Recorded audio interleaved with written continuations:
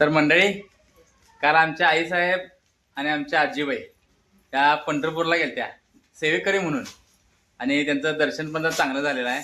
आणि रात्री गेलेले काल रात्री गेलते 10-11 वाजता गेलतात, कारण आम्ही सोडून आलतो. आणि आता त्यांचं आगमन झाले. पंढरपूर करून बाकी कुठले देव फिरल्यात, वाडी करून आता आल्यात.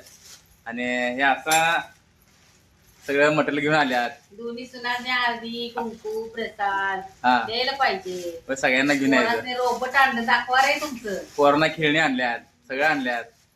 ते सगळे पोरांना बघ नातवांना असं प्रेम पाहिजे. आणि कसं आहे, आता आई साहेब परवा आता बालाजीला जाऊन आल्यात. आता यांना सांगितले कुठलीही काळजी पाठीमुळे करायची नाही, फक्त तुम्ही देवदर्शन फिरायचं नसता, एन्जॉय करायचं. झालं की लहानापासून आम्हाला आता लग्न वस्तू आमच्यासाठी राबलेत. आणि आता फिरायचं देव झाल्यात, तुम्ही फिरायचं. आता बालाजी जाऊन आल्यात, आता पंढरपूरला जाऊन आल्यात. आणि उद्या परवाशी आणि ह्याला जाणार, डोंगराळ सौंदतीला जाणार. नुसतं असं फिरा. आणि आमच्या पप्पांना सुद्धा हेच सांगत होतो, पण पप्पा काय ऐकलं नाही. शेवटी ते व्हायचं तेच झालं, त्यांनी आम्हाला सोडून गेलं. पण आता आईला हेच सांगितलंय आम्ही, सगळा एन्जॉय करायचा, पाठीमाला कुठलाच विचार करायचा नाही. की नाही आई? हा, असा काय नाही, पोरांच्या जीवावर सगळं फिरायचंच बघा. फिरायचं करायचं, आपला अंगात आहे बळत. 4 नातू आहेत, यांना कुठल्याला पण घेऊन जायचं, त्यांना बघत बसायचं, एन्जॉय करायचा. हे असंच आता लाईफ जगायची.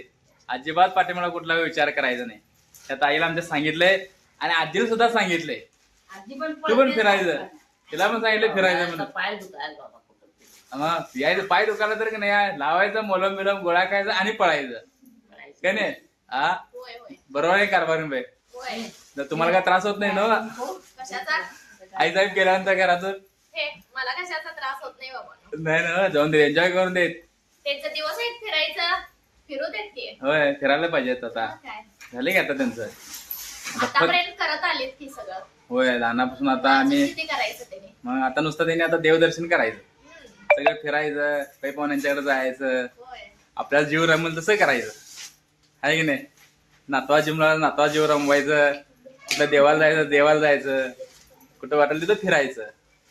बरोबर आहे की नाही? हा, काय नाही आहे? बरोबर. आता हे काय काय आणलं? आता या आधी कुंकू जरा प्रसाद देतो, हा. पेढ आणलं वाडीतनं, पेढ दिलं, कडी साखर आणली, पोरांची खेळणी आणली, हळदी कुंकू आणलं, सगळ्या गोष्टी आणल्यात मला. होय. आणि कसं दर्शन कसं झालं खरं? हे दर्शन छान झालं. हा. सेवेकरी म्हणून गेलं हा, आणि त्या देवळापासून चंद्रभागेपर्यंत लोटत गेलं बघा आम्ही. सेवेकरी म्हणल्यावर म्हणजे इथून सगळं घेऊन गेलता काय? होय, कराट हा. परत सुपली चाळूत हे सगळं घेऊन गेलत. हा, मग तिथून गेल्या पाठच 3 वाजल्यापासून 5 वाजेपर्यंत आम्ही सगळी घाणच काढली चंद्रभागेपर्यंत. म्हणजे मंदिरापासून चंद्रभागेपर्यंत तुम्ही लोटत गेला? लोटत गेलं. जवळजवळ आम्ही 250 माणसं होता.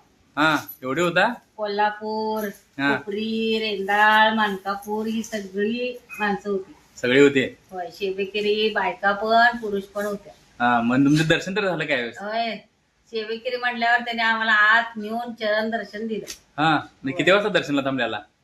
5ला. पहाटे 5ला म्हणजे इथं 11ला गेलता ना इथनं तुम्ही? रात्री मग 11ला गेलता? 11ला गेलो, 3ला पोहोचलो. 3 वाजल्यापासून 5 वाजेपर्यंत लुटून झाडून स्वच्छ केलं, आंघोळ केली चंद्रभागेत. हा. आणि मग दर्शनाला जाऊन उभारलं. हा.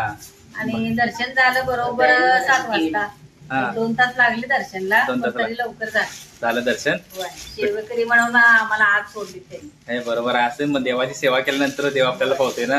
आणि खरंच पुण्यच की तुम्ही आता पंढरपूरची सेवे करू म्हणून गेलता. आता हे कुणासाठी जायचं असतंय? नातवांच्यासाठी, मुलांच्यासाठी. आपण केलं तर दुसऱ्याला पुण्य मिळते. बरोबर आहे की? मुलांच्यासाठी, नातवांच्यासाठी, सुनांच्यासाठी, सगळ्यांसाठी जायला लागतंय.